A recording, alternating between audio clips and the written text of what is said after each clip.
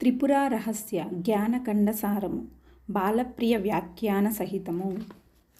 శ్రీ త్రిపుర మహత్యము. దత్తాత్రేయుడు పరశురామునకు త్రిపురాదేవి యొక్క మహత్యమును ఇలా వర్ణించాడు. త్రిపురాదేవి యొక్క ఆజ్ఞను అనుసరించి బ్రహ్మ పృథ్వీయందు క్షణంలో మనుష్య యక్ష గంధర్వాది జాతులతో సర్వమును సృష్టించాడు. తరువాత ఆ మహాదేవి యొక్క ఆజ్ఞ వలన విష్ణువు సృష్టిని పాలిస్తుండగా కల్పాంతంలో ఈశ్వరుడు లయం చేస్తున్నాడు. పని చేస్తుండగా వారికి శ్రమ కలగసాగింది. వారి స్థితిని గమనించి ఆ దేవి 12 భుజములతో 10 శీర్షములతో ఆ ముగ్గురి రూపములు గల ఆకృతితో వారికి సాక్షాత్కరించింది. వారు ఆమెను స్తుతించి తమ శ్రమను గురించి చెప్పుకొన్నారు. అప్పుడు ఆమె తన యందు ఉన్న బ్రహ్మ యొక్క అంశం నుండి సరస్వతిని, విష్ణువు యొక్క అంశం నుండి లక్ష్మిని, ఈశ్వరుని అంశం నుండి గౌరిని సృష్టించి వారికి ఒసంగెను. వారు తమ శక్తిమూర్తులైన ఆ సత్యాలను తీసుకెళ్ళి శుభముహూర్తంలో పెళ్లి చేసుకున్నారు. ఇలా వారు త్రిపురాదేవి యొక్క తేజస్సులోని కళలను పొందుట వలన శ్రమ లేక తమ కార్యములందు ఉత్సాహంతో ప్రవర్తించసాగారు. ఇది త్రిరూపాఖ్యానము. భార్గవ, ఇంకా లక్ష్మీ మహత్యమును వినుము. మొదట మనుష్యులు స్వార్థరహితులై స్వర్గం మొదలగు వాటిని కోరకపోవుటచే యాగాదులను చేయటం లేదు. మనుష్యులు తమను సేవించడం లేదని దేవతలకు చింత కలిగింది. అప్పుడు ఇంద్రాదులు బృహస్పతితో సమాలోచనం చేసి బ్రహ్మదేవుణ్ణి చూడబోయారు. సత్యలోకం వెలుపల శతయోజన విస్తీర్ణమైన మహాసభలో కొలువుతీరి ఉన్న బ్రహ్మను సందర్శించారు. సత్యలోకమునకు లోపల ఇటువంటి మహాసభయే మరొకటి కలదు. దాని యందు బ్రహ్మ మరొక రూపంలో కొలువితీరి ఉండును. దాని యందు కామ క్రోధాది రహితులైన వారికి తప్ప ఇతరులకు ప్రవేశం లేదు. అందువలన దేవేంద్రాదులు కూడా అక్కడికి వెళ్ళలేరు. అందువలన ఇంద్రాదులు వెలుపలి కొలువులోని బ్రహ్మదేవుణ్ణి సందర్శించి తమ చింతను ఆయనకు తెలియజేశారు. అది విని ఆయన, మీరు లక్ష్మిని ప్రార్థించండి అని చెప్పి పంపాడు. అప్పుడు వారు ఆమెను గురించి తపస్సు చేయగా ఆ దేవి ప్రత్యక్షమై కాముడు అనే కుమారుణ్ణి సంకల్పమాత్రం చేతనే సృష్టించి ఇచ్చి వీడు మీ కార్యంను తీర్చగలడు అని పలికి అంతర్ధానమైనది. ఇంద్రాదులు తనను ప్రార్థిస్తుండగా కాముడు అతి గర్వితుడై, మీకు ఇక చింత వలదు, నేను ఈ మనుష్యులను మీ సేవకులను గావిస్తాను అని ప్రతిజ్ఞ చేసి భూలోకమునకు వచ్చి, మనుష్యులారా మీరందరూ దేవతలను పూజించండి అని ప్రబోధింపసాగాడు. అయ్యా, స్వర్గంలో దేవతలు ఎలా ఉన్నారో ఈ లోకంలో మేము కూడా అలాగే ఉన్నాము. మేము వారిని ఎందుకు పూజించాలి అని వారు కాముణ్ణి తిరస్కరించారు. కాముడు ఉగ్రుడై వారిని సంహరింపబోయాడు. అప్పుడు వీరవ్రతుడనేవాడు భూమిని పరిపాలిస్తున్నాడు. ఆయన బ్రహ్మవర్తములో ఉన్నాడు. రాష్ట్ర పాలకులకు కామునకు సంకుల సమరం జరగసాగింది. చారులు వెళ్ళి ఈ వృత్తాంతమును రాజుకు చెప్పారు. ఆయన వర్ధనుడు అనే మంత్రితో ఆలోచించి కాముణ్ణి జయించుటకై 8 దినములు శంకరుని గురించి ఘోరంగా తపస్సు చేశాడు. శంకరుడు ప్రత్యక్షమై నీకు విజయం లభించును అని వరం అనుగ్రహించాడు. ఈ లోపల కాముడు రాష్ట్ర పాలకులను జయిస్తూ బ్రహ్మవర్తనమునకు చేరాడు. అప్పుడు ఇంద్రాదులు దేవసైన్యంతో కామునకు సహాయంగా వచ్చారు.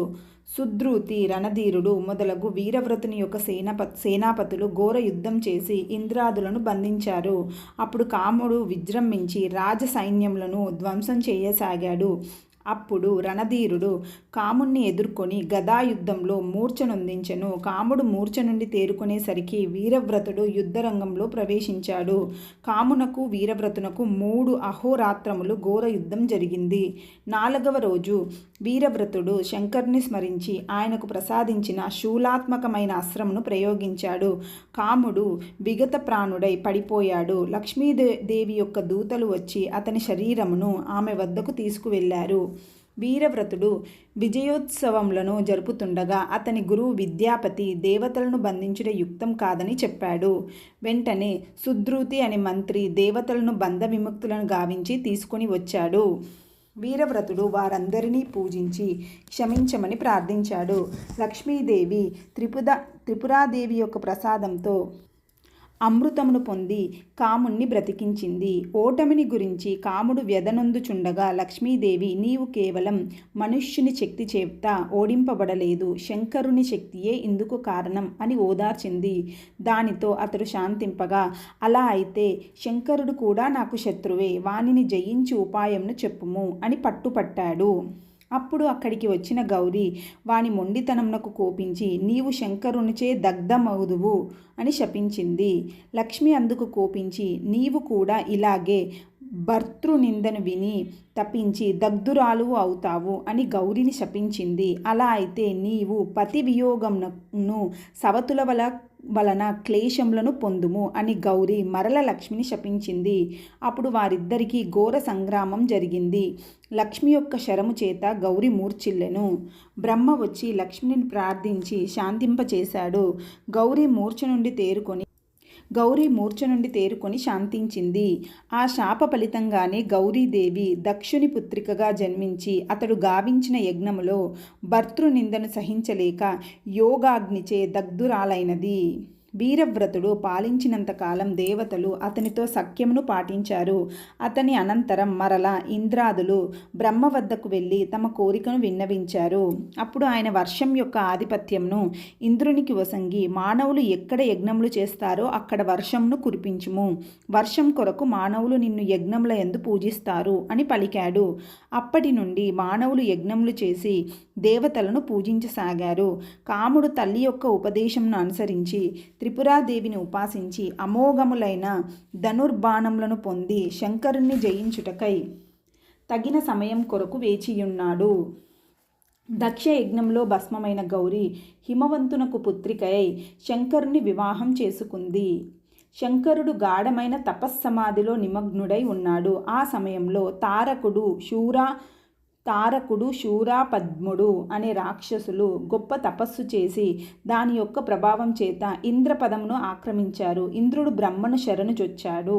ఆయన శంకరుని కుమారుని వలన ఆ రాక్షసులు హతులవుతారని చెప్పాడు. అప్పుడు శంకరుని తపస్సు నుండి మరలించుటకై ఇంద్రుడు కాముణ్ణి అభ్యర్థించాడు. కాముడు పూర్వ వైరమును స్మరించి శంకరుని సమీపించి ఆయనపై పుష్పబాణంను ప్రయోగించాడు. దాని వలన కలిగిన చిత్తక్షోభం వలన ఈశ్వరుని కంటి నుండి అగ్ని వెలువడి కాముణ్ణి దహించింది. తరువాత దేవతల ప్రార్థనల వలన ఈశ్వరుడు పుత్రుణ్ణి పొందుటకు అంగీకరించాడు. అప్పుడు సనత్కుమారుడు ఆయనకు పుత్రుడై కుమారస్వామిగా అవతరించాడు. ఆ మహర్షి ఎందుకు ఇలా జన్మించాడు అని పరశురాముడు ప్రశ్నించగా దత్తాత్రేయుడు ఇలా వివరించాడు.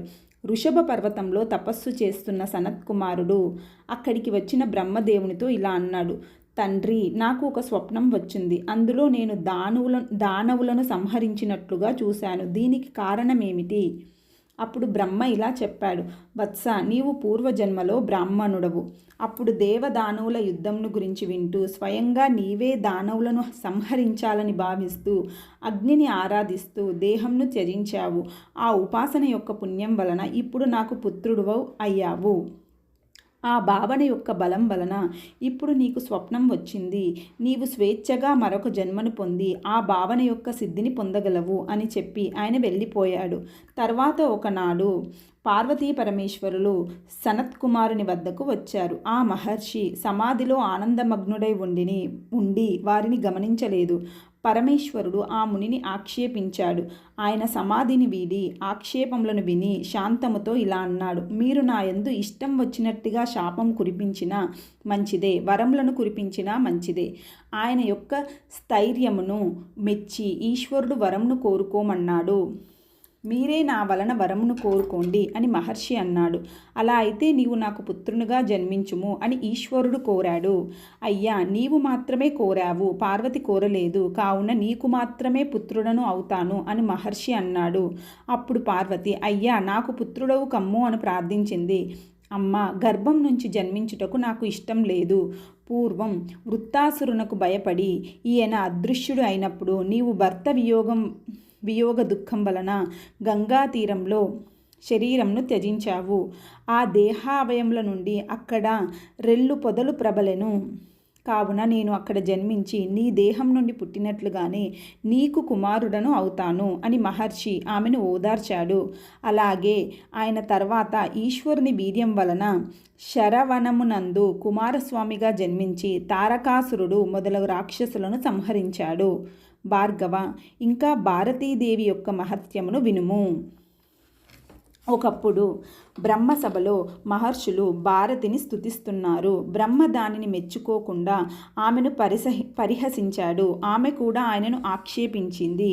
ఆయన కోపించి నీవు నాకు భార్యగా ఉండుటకు తగవు అని శపించాడు. ఆమె కూడా కోపించి అలా అయితే నీకు గొల్లపిల్లయే భార్య అగును అని శపించింది. దేవతలు వారిని శాంతింపచేశారు. తరువాత కొంతకాలంనకు బ్రహ్మ యజ్ఞం చేయుటకు పూనుకొని భారతిని ఆహ్వానించాడు. ఆమె అలుక వహించింది. బ్రహ్మ విసిగి విష్ణువును చూసి ఈ క్షణమే కన్యను వెదికి తెమ్ము, పత్నిగా స్వీకరించి యజ్ఞం చేస్తాను అని పలికాడు. ఆయన వెంటనే ఒక గోప కన్యను తీసుకొని రాగా ఆమెను పత్నిగా స్వీకరించి బ్రహ్మ యజ్ఞంను ముగించాడు. తనకన్నా అధిక సౌందర్యవతిగా ఉన్న గొల్లపిల్లను చూసి భారతి సిగ్గుపడి కోపంతో ప్రజ్వరిల్లెను. ఆమె కోపం అగ్ని అయి లోకములను ప్రసరింపసాగెను. ఆమెను శాంతింపచేయుటకు ఇంద్రాదులు ఆమె వద్దకు వెళ్ళి ఆమెచే బంధింపబడ్డారు. లక్ష్మీ పార్వతులు ఆమెను శాంతింపచేయలేక త్రిపురాదేవిని ప్రార్థించారు. త్రిపురాదేవి సాక్షాత్కరించి భారతిని ఓదార్చి గోపకన్య వృత్తాంతమును ఇలా చెప్పెను. పూర్వం హర్యక్షుడు అనే బ్రాహ్మణుడు ఒక గొల్లపిల్లను కామించి బలాత్కరించాడు. ఆమె రోదనమునర్చెను. నారదుడు అక్కడికి వచ్చి ఆ బ్రాహ్మణ్ణి చూసి కోపించి నీవు గొల్లవాడవై అగుదువు కాక అని శపించాడు. హర్యక్షుడు నారదుణ్ణి ప్రార్థించగా ఆయన భారతీదేవిని ప్రార్థించమని చెప్పి వెళ్ళిపోయాడు. హర్యక్షుడు నిన్ను ప్రార్థించగా నీవు సాక్షాత్కరించి నీవు గొల్లవాడుగా జన్మించినా నీకు నేను పుత్రికగా జన్మిస్తాను, తర్వాత నీకు పరమపదంను కలుగును అని వరం ఇచ్చావు. నీ అంశతోనే వేదమాత అయిన గాయత్రి ఈ గొల్లపిల్లగా ఆవిర్భవించింది. ఇలా చెప్పి త్రిపురాదేవి గాయత్రి యందు ప్రవేశించింది. అప్పుడు గాయత్రి చతుర్భుజములతో 3 కన్నులతో త్రిపురా స్వరూపంను పొందినది. దేవతలు స్తుతిస్తుండగా హర్యక్షుడు అక్కడికి వచ్చాడు. అప్పుడు గాయత్రి అతనితో ఇలా పలికింది. నీవు కాలాంతరంలో ద్వాపర యుగంలో గోపుడవుగా జన్మిస్తావు. అప్పుడు నేను విష్ణుదేవుని అంశంలో శ్రీకృష్ణునికి చెల్లెలుగా నీకు పుత్రికగా జన్మించి గోపికలచే పూజింపబడి వింధ్యావాసిని దేవిగా ప్రసిద్ధురాలునై జనులను ఉద్ధరిస్తాను అని దేవునితో కూడి వెళ్ళిపోయింది. కావున గాయత్రీ దేవియే ద్వాపరాంతంలో నందుని భార్యగు యశోదకు పుత్రికగా జన్మించింది. వసుదేవుడు దేవకికి జన్మించిన శ్రీకృష్ణుడిని యశోద వద్ద ఉంచి ఆమెకు జన్మించిన పుత్రికను మధురకు తీసుకొని వచ్చాడు. కంసుడు ఆ బాలికను చంపబోగా వాని శక్తిని హరిస్తూ ఆమె పైకి ఎగసి విద్యావాసిని రూపంను ప్రకటించి వానిని శపించి అంతర్ధానమైంది. గోపకన్యలు శ్రీకృష్ణుని పతిగా కోరి కాత్యాయనుడు అనే మునిని సేవించారు. ఆయన అంబికను ప్రార్థించును. ఆమె సాక్షాత్కరించి నీ పేరుతో నేను కాత్యాయని దేవినిగా వెలియుచున్నాను. కావున గోపకన్యలు కాత్యాయని వ్రతమును గావిస్తే వారి కోరిక నెరవేరును అని చెప్పింది. వారు అలాగే కాత్యాయని వ్రతం ఆచరించి శ్రీకృష్ణ సమాగమమును పొందారు. శ్రీకృష్ణుడు ద్వారకలో ఉన్నప్పుడు రాక్షసులు నందుని గోపకన్యను బంధించుటకు ప్రయత్నిస్తుండగా యశోద మొదలైన వారు కాత్యాయన్ని ఆదేశంతో కాత్యాయన్ని ప్రార్థించగా ఆమె ఆవిర్భవించి రాక్షసులను సంహరించి వారిని రక్షించును. ఇంకా చండికా వృత్తాంతమును వినుము. పూర్వం శుంభ నిశుంభులు అనే రాక్షస ప్రభువులు తపస్సు చేసి ఏ పురుషుల వలన ఓటమి లేకుండా ఉండునట్లు వరమును పొంది దేవతలను జయించి స్వర్గమును ఆక్రమించారు. ఇంద్రాదులు బ్రహ్మను శరణుజొచ్చారు. బ్రహ్మ దేవతలు గంగా తీరంలో త్రిపురాదేవిని ప్రార్థించారు. అప్పుడు పార్వతి అక్కడికి వచ్చి దేవతల ప్రార్థనను విని నేను రాక్షసులను సంహరిస్తాను అను పలుకుతూ క్రోధం చేత నల్లబడిన ఖాళీ అయ్యింది. అప్పుడు ఆమె శరీరం నుండి త్రిలోకమోహిని అయిన చండిక ఆవిర్భవించింది. దేవతలు జయ నినాదం గావించారు. ఆ ప్రాంతంనకు వేటకై వచ్చి ఉన్న శుంభ నిశుంభుల మంత్రులు చండు ముండు ఆ శబ్దంను విని అక్కడకు వచ్చారు. వారిని చూడగానే దేవతలు పారిపోయారు. చండముండులు చండికా సౌందర్యం చేత మోహితులై ఆమెను కోరి దగ్గరకు రాసాగారు. కాళీ వారిద్దరిని పట్టుకొని ఒకరి తలతో మరొకరి తలపై మోది పడగొట్టెను. వారు మూర్ఛిల్లి లేచి పారిపోయి శుంభ నిశుంభులకు చండికా గురించి చెప్పారు. శుంభుడు ఆమెను కోరుతూ దూతను పంపాడు. నేను రాక్షస సంహారంను పూని ఉన్నాను. మీ రాజు నన్ను జయించితే నేను వానికి భార్యను అగుదును అని చండిక చెప్పి పంపెను. అంతటా రాక్షసులు దండెత్తి వచ్చారు. అప్పుడు విష్ణువు చండికకు సింహరూపంలో వాహనమయ్యాడు. ఆమె సింహవాహనయై శుంభ నిశుంభులను నిర్మూలింపగా కాళీ చండముండులను సంహరించింది. సింహం రాక్షస సైన్యంను భక్షించెను. పిమ్మట కాలాందాజులు అనే రాక్షసులు తపస్సు చేసి పురుషుల చేతగాని స్త్రీ స్వభావం గల స్త్రీల చేతగాని ఓటమి లేకుండునట్లుగా వరమును సంపాదించి స్వర్గమును ఆక్రమించారు. దేవతలు త్రిపురాదేవిని ప్రార్థిస్తుండగా అప్పుడే రాక్షసులు వారిపైకి వచ్చారు. తత్క్షణమే త్రిపురాదేవి సాక్షాత్కరించి హుంకరించెను. ఆ శబ్దంనకు రాక్షసులు మూర్ఛిల్లారు. దేవతలు ఆమెను స్తుతించారు. అప్పుడు ఆమె నుండి క్రోధ రూపిణి అయి కాళికాదేవి వెలువడెను. ఆమె స్త్రీకి స్వభావమైన లజ్జను వీడి దిగంబరి అయి వ్రేలాడుచున్న నాలుకతో చతుర్భుజములతో రాక్షసులను భక్షించుచు మద్యమును త్రాగుతూ వారి శీర్షములతో ముండమాలను ఖండితములైన వారి హస్తములతో మొలత్రాడును ఏర్పరచుకొని రాక్షస సంహారంను గావించింది. బ్రహ్మాది దేవతలు ప్రార్థించగా ఆమె ప్రసన్నురాలై నా విగ్రహమును పూజించిన వారికి సర్వ కార్యసిద్ధి అగును అని పలికి అంతర్ధానం అయ్యింది. రామ, ఇంకా దుర్గాదేవి చరిత్రను వినుము. దుర్గతి నుంచి రక్షించినది కావున ఆమెకు దుర్గా అనే పేరు ప్రసిద్ధమయ్యను. ఒకప్పుడు మహిషుడు అనే రాక్షసుడు తపశ్శక్తిచే దేవతలను జయించి త్రిలోకాధిపతి అయ్యాడు. ఇంద్రాదులు, బ్రహ్మ, విష్ణు, మహేశ్వరులు త్రిపురాదేవిని ప్రార్థిస్తూ ఒకచోట సమావేశమయ్యారు. అది తెలుసుకొని రాక్షసులు వారిపైకి వచ్చారు. అప్పుడు ఆ లోకపాలకులు తమ తేజస్సుల యొక్క అంశములను ఒక చోట సమకూర్చారు. ఆ తేజస్సుల యొక్క సముదాయం నుండి త్రిపురాదేవి దుర్గా రూపంలో వెలువడి సకల ఆయుధములను గైకొని సింహంపై బయలుదేరి పుత్ర పౌత్రులతో కూడా మహిషాసురుణ్ణి సంహరించింది. త్రిపురాదేవి యొక్క మూర్తులలో లలితా రూపం శ్రేష్టము. ఆమె చరిత్రను చెప్పుమని అగస్త్యుడు విష్ణుదేవుణ్ణి ప్రార్థించగా ఆయన అందుకు హయగ్రీవుణ్ణి నియోగించెను. హయగ్రీవుడు ఇలా చెప్పెను. పూర్వం ఒకప్పుడు లక్ష్మీదేవి యొక్క దూతాగు మాణిక్యశేఖరుడు మందాకినిలో కొట్టుకొని పోవుచున్న ఒక కిన్నెర స్త్రీని దయతో ఒడ్డుకు తీసుకొని వచ్చి రక్షించాడు. కానీ ఆమె సౌందర్యంకు శరీర స్పర్శకు అతడు కామ ప్రకోపం చెంది ఆమెతో భోగింపకోరెను. ఆపద నుంచి రక్షించిన వాడు తండ్రి అగును. నీవు నన్ను కోరరాదు అని ఆమె వారిస్తున్న వాడు ఆమెను బలాత్కరించబోగా ఆమె రక్షించండి రక్షించండి అని అరవసాగెను. లక్ష్మి అక్కడకు వచ్చి వానిని చూసి రాక్షసుడవు కమ్ము అను శపించింది. వాడు ప్రార్థించగా ఆ దేవి రాక్షసుడవైన నీకు సకల లోకాధిపత్యం సర్వభోగసిద్ధి కలుగును.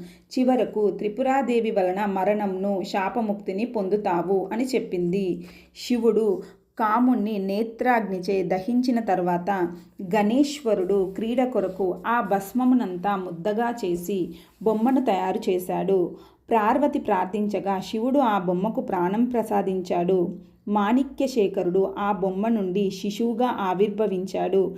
శివుని కోపం చేత ఏర్పడిన భస్మమగుటచే దాని నుండి శరీరంను పొందిన మాణిక్యశేఖరుడు తపస్సు చేత రాక్షసుడు అయ్యాడు. వాడు దేవతల ఐశ్వర్యంను చూసి అసూయ చెంది గంగా తీరంలో శివుని గురించి తపస్సు చేసి తనకు సర్వ విజయత్వం సృష్టించు సామర్థ్యము అమరత్వం కలగవలనని శివుణ్ణి ప్రార్థించాడు. ఆయన నిరాకరించాడు. ఇలా మరల జరిగింది. వాడు ఇంకా భయంకరంగా తపస్సు చేశాడు.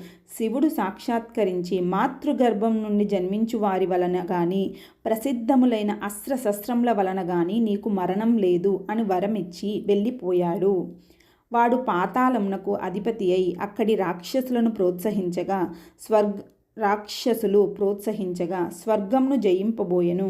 బ్రహ్మదేవుడు వచ్చి భూలోకమును కైగొని స్వర్గమును దేవతలను ఉండనిమ్ము, వారితో సఖ్యమును పాటింపుము అని నచ్చజెప్పాడు. అలా అయితే దేవతలు శచీదేవిని నందనవనంను నాకు కప్పముగా ఇవ్వాలి అని వాడు అన్నాడు. బ్రహ్మ కోపించి నీవు బండుడవు అని చిత్కారం చేసి అంతర్ధానమయ్యాడు. తరువాత వాడు 3 లోకములకు అధిపతి అయి దేవతలను బరువులు మోయు కూలీలుగా నియమించాడు. ఉగ్రకర్ముడు మొదలైన వారిని దిక్పాలకులుగా నియమించాడు. అప్పుడు తారకుడు అనే రాక్షసుడు మిక్కిలి సంతోషించి తన తమ్ముళ్ళైన 4 వానికి సోదరులుగా వసంగెను. బండాసురుడు కూడా ప్రీతుడై విశుక్రుడు అనే సోదరుని భూలోకాధిపతిగా, విషంగుడు అనే వానిని పాతాళ అధిపతిగా చేశాడు. బండునకు భయపడి శచీదేవి గౌరిని ఆశ్రయించింది. వాడు ఆమె కొరకు కైలాసమునకు వెళ్ళి శచిని ఇమ్మమని అడిగాడు. గణేశ్వరుడు వాని సైన్యంను అంతమొందించగా గౌరీ హూంకారం చేత వానిని బంధించి సంహరించబోగా బ్రహ్మ వాని వరమును గురించి చెప్పి వారించాడు. అప్పుడు ఆమె నీవు మరల ఇక్కడికి వస్తే నశిస్తావు అని శపించి వానిని వదిలింది. తర్వాత దేవతలు అందరూ హిమాలయం వద్దకు చేరి మహాయాగం నిర్వహించారు. అగ్నికుండములో త్రిపుర ఆవిర్భవించి వారికి అభయం ఇచ్చెను.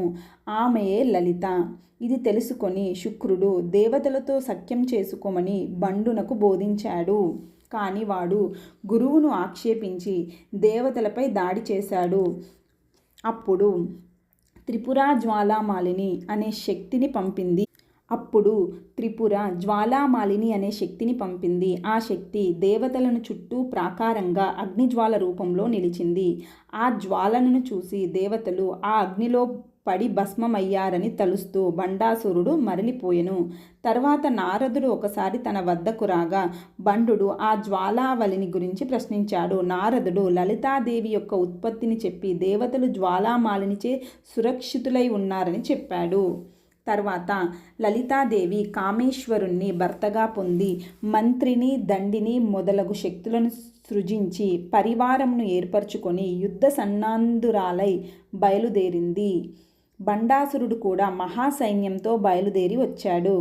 ఆ దైత్య సైన్యంను చూసి 8 ఏళ్ల వయస్సు గల బాలాంబ అనే మహాశక్తి విజృంభించి దైత్య సేనాపతులను జయించి విశుక్రుణ్ణి, విశుంగుణ్ణి మూర్ఛితులను చేసింది.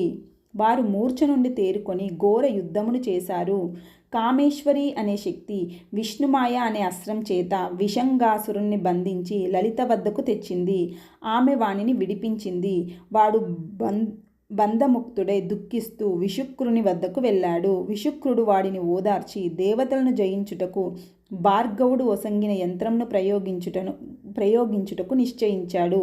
బండు కూడా అందుకు ఆమోదించాడు.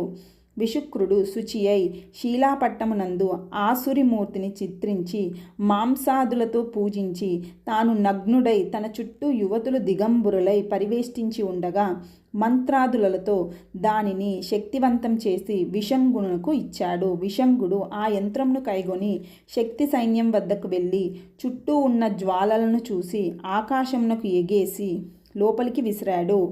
ఆ యంత్రం యొక్క ప్రభావం వలన శక్తులకు అలసత్వము, నిద్ర మొదలగునవి ఆవహించాయి. అందువలన వారు యుద్ధం చేయుటకు నిరాకరించారు.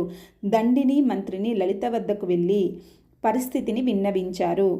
ఆమె కారణం గమనించి కామేశ్వరుని ముఖమును అవలోకించి నవ్వుతూ త్రినేత్రుడైన గణేశుణ్ణి సృష్టించి రాక్షసులు ప్రయోగించిన విఘ్నయంత్రమును ధ్వంసమొనార్ప ఆజ్ఞాపించింది. గజాననుడు వెళ్ళి యంత్రమును దంతములతో ధ్వంసం చేశాడు. అప్పుడు శక్తి సైన్యమునకు యథాప్రకారంగా ఉత్సాహం ప్రబలెను. ఆ ఘోర యుద్ధములో విఘ్నేశ్వరుడు గజాసురుణ్ణి సంహరించాడు. బాలాంబ బండపుత్రులను ఖండించెను. మంత్రిని విశుక్రుణ్ణి మర్దించెను. దండిని విషంగుణ్ణి విధ్వంసం చేసెను. పుత్రులు, సోదరులు మరణించుట చూసి బండాసురుడు దుఃఖించి క్రోధంతో విజృంభించి మిగిలి ఉన్న సైన్యంను కూర్చుకొని లలితాదేవితో యుద్ధమునకు సన్నద్ధుడయ్యాడు. బండాసురుడు మధుకైట బాధులైన విష్ణు శత్రువులను, అంధకాదులైన శివశత్రువులను సృష్టింపబోయాడు. అది గమనించి ఆమె విష్ణువు యొక్క దశావతార మూర్తులను, శంకరుని మూర్తులను సృష్టించి ఆ రాక్షసులను అంతమొందింపచేసెను. దైత్యభటులు ఎందరు మరణిస్తున్నా బండాసురుడు మరల అసంఖ్యంగా సైన్యంను సృష్టింపసాగాడు. అప్పుడు ఆ దేవి పాశుపతాస్త్రముతో ఆ సైన్యమును అంతా సంహరించి కామేశాస్త్రమును ప్రయోగించి బండాసురుని సపరివారంగా భస్మం చేసింది.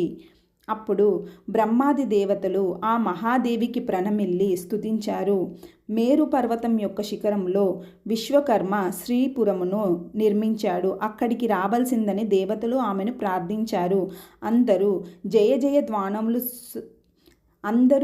జయ ధ్వానమును సలుపుచుండగా ఆమె బయలుదేరి మేరుపర్వత శిఖరమునకు చేరి అక్కడ శ్రీచక్రాకారంతో నిర్మింపబడిన దివ్యమైన నగరంను చూసి సంతోషించి అందులో ప్రవేశించింది. బ్రహ్మదేవుడు వశిష్ఠాది మహర్షులతో కూడి దేవిని రత్నసింహాసనంపై కూర్చోపెట్టి బృహస్పతి తెచ్చిన అభిషేక సామాగ్రితో సకల లోకములకు సామ్రాజ్ఞిగా అభిషేకించారు. ఆమె లోకపాలనను నిర్వహిస్తూ అక్కడ విరాజిల్లుచున్నది. ఆ శ్రీపురం త్రిపురోపాసనకు తప్ప ఇతరులకు గోచరం కాదు. కావున నీవు నీ భార్య అయిన లోపాముద్ర వలన దీక్షను పొంది త్రిపురాదేవిని ఉపాసింపుము. హయగ్రీవుని ఆదేశాన్ని అనుసరించి అగస్త్య మహర్షి త్రిపురను ఉపాసించి శ్రీపురంలో స్థానం సంపాదించుకున్నాడు. భార్గవ ద్విజులకు ఉపనయనం వలె త్రిపురోపాసనకు దీక్షాగ్రహణం ఆవశ్యకం. దీక్షవంతులు అయిన వారు విద్వాంసులు కాకుండా సద్గతిని పొందుతారు. వేదమునకు ముఖ్యమైన అర్థం త్రిపురయే. కావున త్రిపురను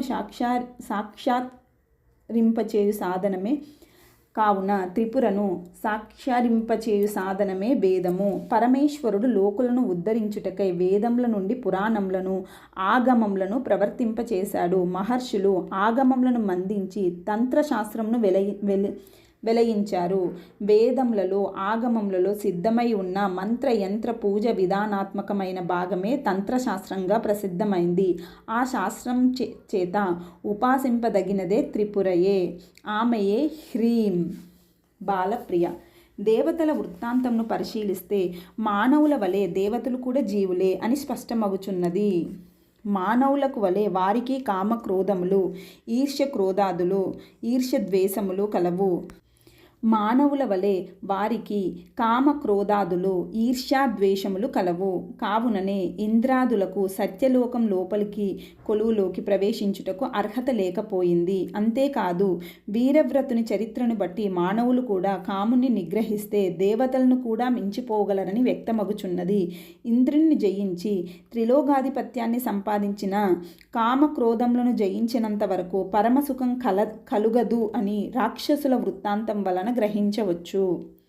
పార్వతీ పరమేశ్వరులు తనను చూడడానికి వచ్చిన సనత్కుమారుడు గమనించక వారు ఇచ్చే వరములను, శాపములను లెక్క పెట్టలేదంటే తత్వజ్ఞుడు ఎలా ఉండునో సనత్కుమారుని స్థితి వలన గ్రహించవచ్చు. అటువంటి తత్వజ్ఞుని విషయంలో కూడా కర్మానుష్ఠానం, భావనాబలం ప్రారబ్ధములై ఫలమును ఇవ్వక మానలేదు. ఆయన చేసిన అగ్ని యొక్క ఆరాధనకు ఫలముగా బ్రహ్మపుత్రత్వం సంభవించింది. రాక్షసులను జయించవలనని భావించినందుకు ఫలముగా తారకాసుర సంహారం కొరకు ఆయన కుమారస్వామిగా అవతరించవలసి వచ్చింది. అయినా ఆయన ఈ జన్మలను, ఈ శరీరములను రాక్షస సంహారం మొదలైన కృత్యముల అన్నింటినీ అద్దంలోని ప్రతిబింబం వలె, స్వప్నంలోని సన్నివేశాల వలె తనయందే తోస్తున్న చిత్రములుగా చూస్తూ ఆనందిస్తున్నాడు. అందువలనే ఆయన శాపములను, వరములను కూడా లెక్క పెట్టలేదు. త్రిపురాదేవి తనలో నుండి త్రిమూర్తులను, వారి భార్యలను, ఇతర శక్తులను సృష్టించింది. ఆమె నియోగముననే బ్రహ్మదేవతలు, మానవులు, రాక్షసులు మొదలగు సకల జీవులు, లోకములను సృష్టించాడు. ఈ సృష్టి ఇందులోని రాజులు, దేవతలు, రాక్షసులు పాలించుట, యుద్ధములు చేసి నశించుట, కొందరికి ముక్తిని పొందుట మొదలగు సర్వం ఆమెయందే అద్దంలో ప్రతిబింబించు చిత్రముల పరంపర వలె తోస్తున్నది అనడం స్పష్టం. ఆమెయే తన వినోదం కొరకు కేలి విలాసంగా మహానాటకమున్న వలె ఇదంతా గోచరింపచేస్తున్నది. ఆమెనే తన స్వరూపంగా గుర్తించే వారికి కూడా ఇదంతా ఆమెకు వలె వినోదమాత్రంగా తోచును అనేది స్పష్టము. పరశురాముడు దత్తాత్రేయుని వలన మహత్యమును విన్న తర్వాత ఆత్మజ్ఞానము చర్యా విశేషములను విన్నాడు. సుమేధుడు అనే శిష్యుడు భార్గవుని వలన దీనిని అంతా విని మహాత్యఖండము, జ్ఞానఖండము, చర్యాఖండము అని మూడు భాగాలుగా గ్రంథంను రచించాడు.